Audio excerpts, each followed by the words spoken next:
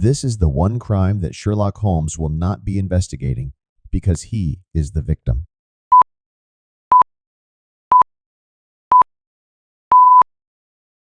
Annually, on January 1, literary communities celebrate Public Domain Day, a day when the copyrights of renowned literary characters expire globally, liberating them from their creators and their heirs.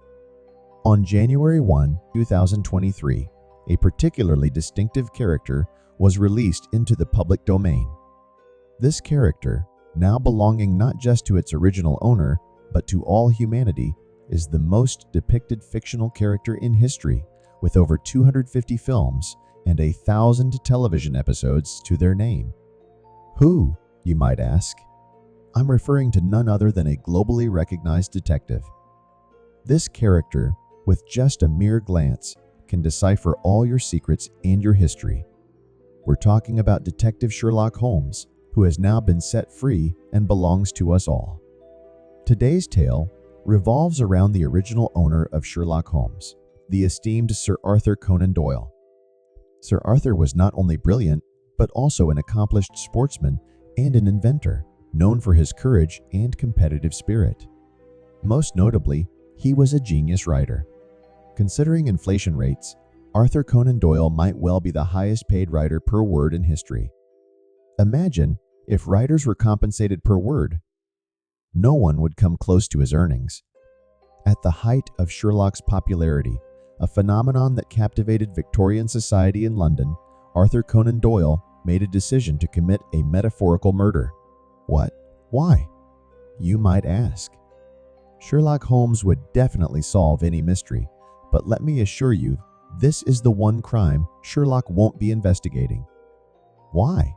You may wonder, perhaps thinking I've taken up rapping. I'll say it again. This is the one crime that Sherlock Holmes will not be investigating because he is the victim.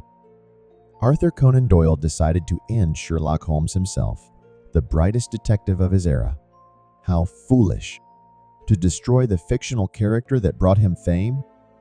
This raises a critical question. Why would a writer eliminate one of his most significant and successful creations? Why destroy the goose that lays the golden eggs? Arthur inherited his artistic passion from his father, an artist plagued by depression, epilepsy, and alcoholism, a formidable mix. Violence, deteriorating financial conditions, and frequent relocations marked the primary aspects of Arthur's childhood. His mother, Mary, to shield her children from their father's detrimental influence, would spin tales of chivalry from the Middle Ages, offering them an escape from their harsh reality. All great creators endure hardship, my friend. But I've never seen you suffer, you might say. And I'm not a great creator either. We simply do our best. Doyle's passion for writing blossomed as he grew, aspiring to be among the trailblazers of novelists, inspired by his role model, Walter Scott. At 17, in 1886, having completed his medical studies, Doyle embarked on adventures along the coasts of Africa and the North Pole, working as a surgeon on a whale hunting ship, and also got married. Alongside the typical financial pressures of marriage, as you've likely noticed from our numerous episodes, he contemplated penning crime novels, which were fashionable at the time. Though he deemed them cheesy, he recognized their lucrative potential. His dream was to write great novels that would immortalize his name, convincing himself it was all for the money initially, planning to later focus on works of significant impact. However, such grand ambitions often falter, leaving only the profitable ventures he initially undertook. He later discovered that these were his true talents, and sometimes routine work surpasses grand, delayed goals. Unbeknownst to Arthur, while crafting Sherlock Holmes's first story, he was creating a new brand, a fresh take on the crime stories of his era, centered around a detective with an exceptional observational ability and a brilliant mind employing scientific methods to solve the most intricate cases. All modern crime stories now begin with Arthur's formula, a murder followed by an investigation, culminating in the unmasking of the murderer. What's so challenging about this approach? My friend, as straightforward as this may seem, it wasn't the standard method back then. Numerous detectives, such as Hercule Poirot, Agatha Christie's most famous creation, and characters like Dr. House and Detective Conan, all derived from the Holmesian formula. Notice the link between Detective Conan and Conan Doyle? Sherlock Holmes's initial inspiration came from Joseph Bell, Arthur's medical school professor, who not only shared physical traits with Holmes, such as a slender build and peculiar walk, but also possessed an extraordinary mind. Bell's keen observational and deductive abilities consistently astonished his students. He could profile a patient extensively without them uttering a single word, deducing their profession, where they lived, their marital status, and experiences they might have undergone. If you consider Holmes's creation ingenious, let me introduce you to an even more brilliant invention, Watson, Holmes's friend, the sole witness to his adventures, and the narrator of their tales. Creating Watson was no less ingenious than creating Sherlock himself. Watson, fortunately for us, wasn't as brilliant as Sherlock. He was more relatable to us. Speak for yourself. Are you as clever as Sherlock? I jest, my friend. You surpass 100 Sherlocks. Just continue to improve yourself and take courses. Watson represents the only normal character in a bizarre world, equally mesmerized by Sherlock, just as we are. Watson's role was crucial as he served as the ideal intermediary between the reader and Holmes, articulating thoughts that Sherlock might consider, discussing them aloud with Watson. Importantly, Watson was aware of, yet not blinded by, his friend's flaws. These flaws humanized Holmes, pulling him from the realm of fantasy back to reality, enhancing our emotional connection with him and reinforcing his humanity despite his extraordinary intellect. The dynamic between these two characters, based on their contrasting levels of intelligence, crafted one of the most intricate and beautiful friendships in literature. This Holmes and Watson formula, which became foundational for detective stories in books, series, and films, persists to this day. Every detective character is paired with a companion. Now, let's revisit when Doyle first published the Sherlock Holmes story. A Study in Scarlet, offered at a mere $25 and facing a year-long delay due to a saturated market of cheap novels. Although now deemed a classic, it initially failed commercially. However, Doyle remained indifferent, viewing Holmes merely as a character in cheap literature, focusing instead on his grand historical novels. These crime stories were quick to produce: a crime, an investigation, a resolution. Hello to the book fair, he might say. But, my friend, Doyle encountered a twist of fate when an American publisher, highly impressed by the story, invited him to London, arranging a dinner with the famed writer Oscar Wilde. Each was requested to write a story for a new magazine launching in England. While Wilde penned his masterpiece, The Picture of Dorian Gray, Doyle, though reluctant, presented a short story featuring Holmes, driven by the attractive offer of £100, a small fortune, especially now that he was a father.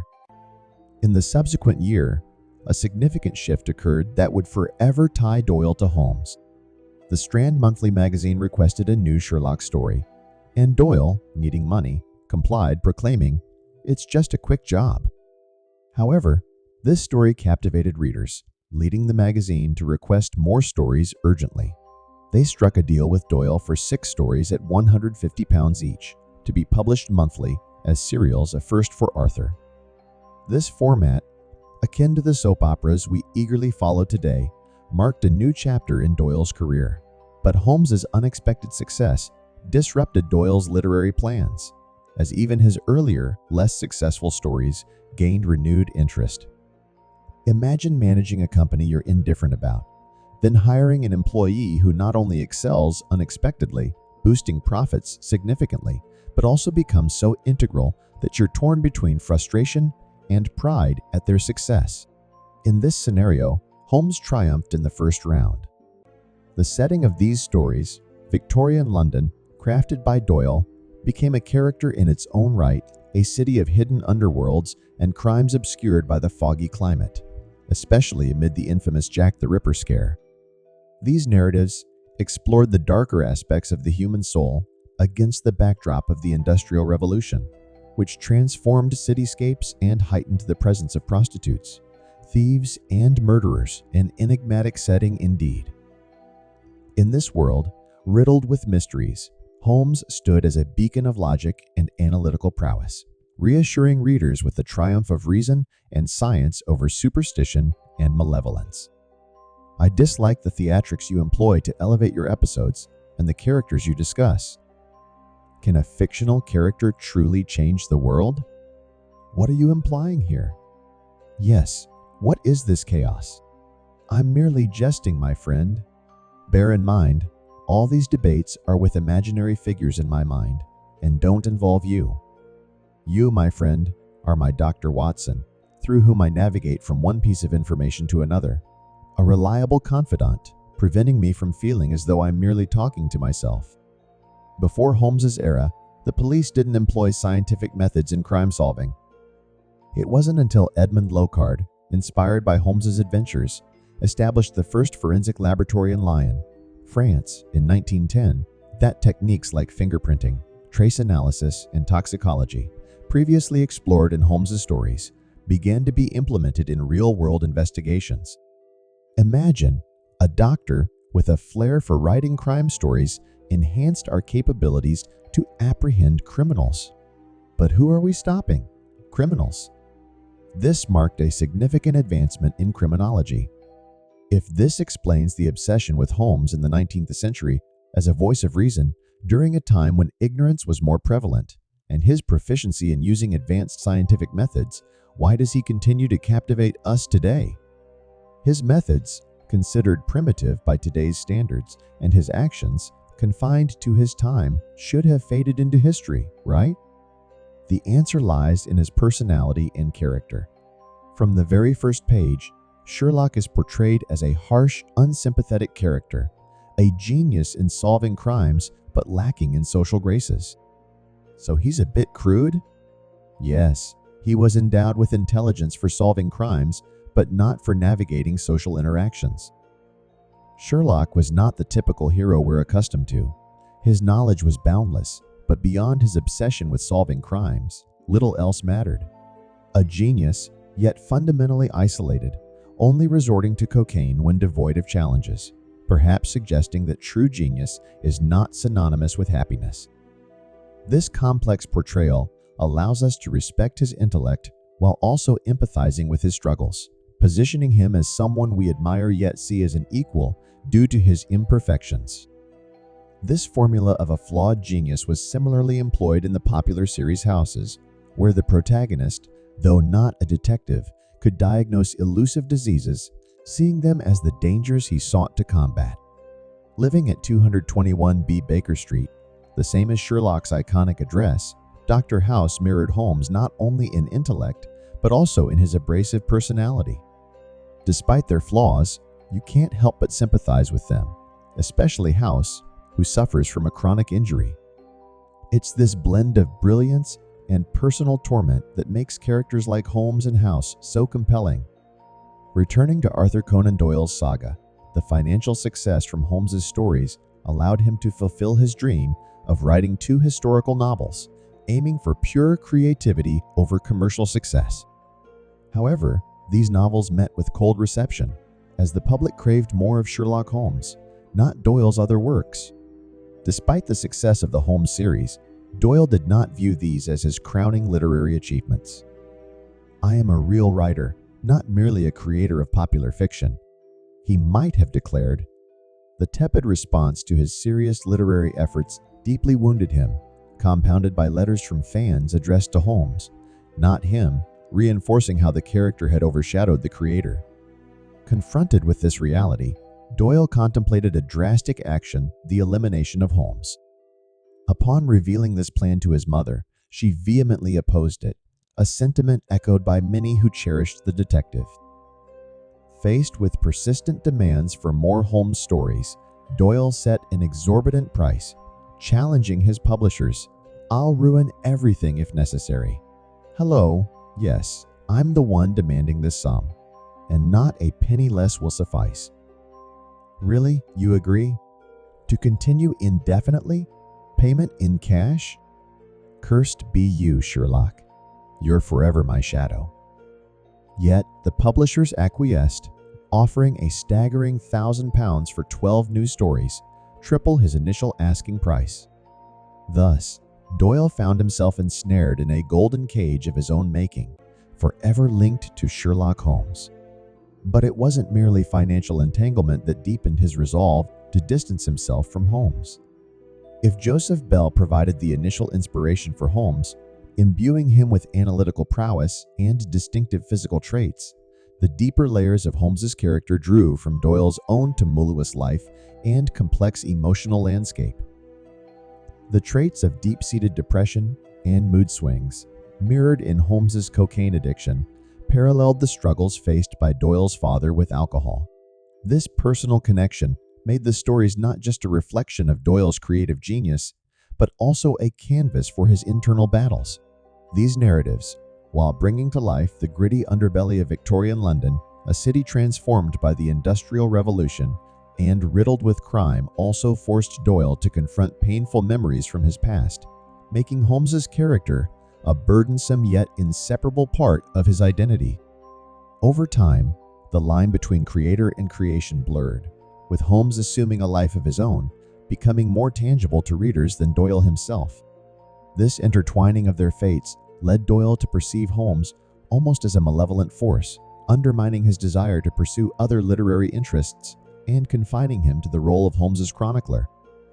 This realization spurred Doyle to take drastic measures, deciding to kill Holmes, even if it meant sacrificing his lucrative income.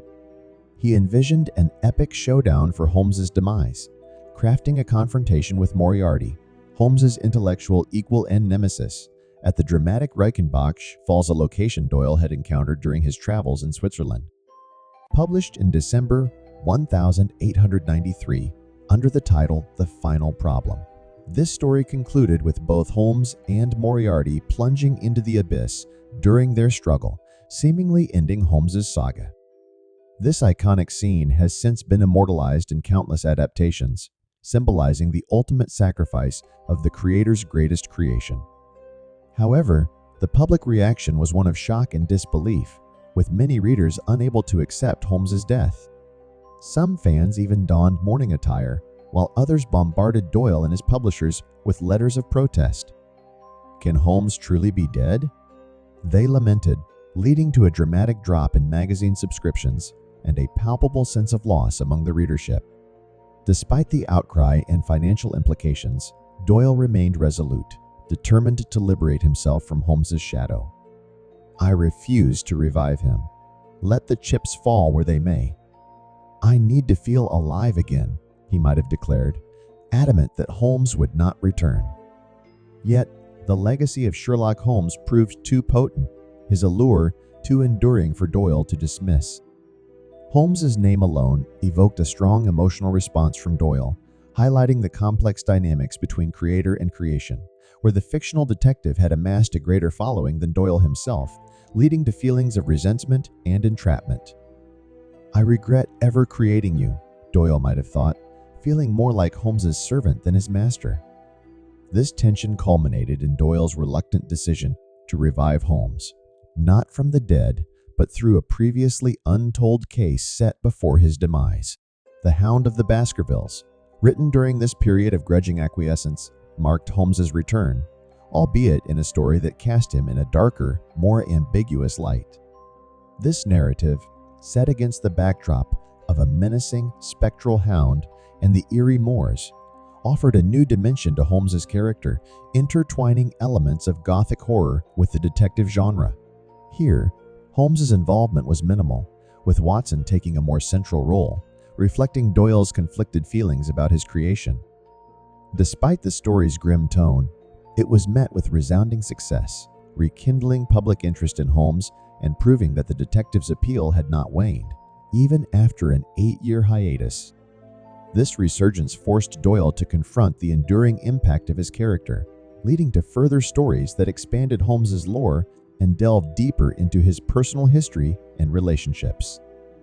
Yet, even as Doyle continued to develop Holmes's narrative, he sought to reassert his own identity, both through his literary pursuits outside of the Holmes series and in his personal life, where he embraced new challenges, including a foray into politics and a deep involvement in spiritualism, advocating for communication with the spirit world despite widespread skepticism.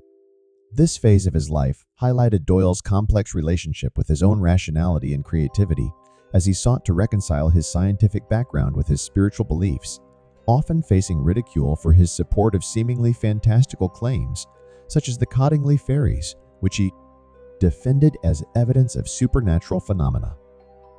The final years of Doyle's life were marked by a series of personal and professional challenges, including the deaths of close family members and the mixed reception to his non-Holmes writings.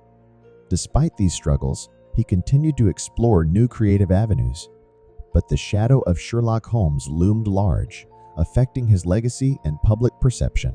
Upon his death in 1930, Doyle was celebrated not just for his contributions to literature, but also for the indelible character he had created.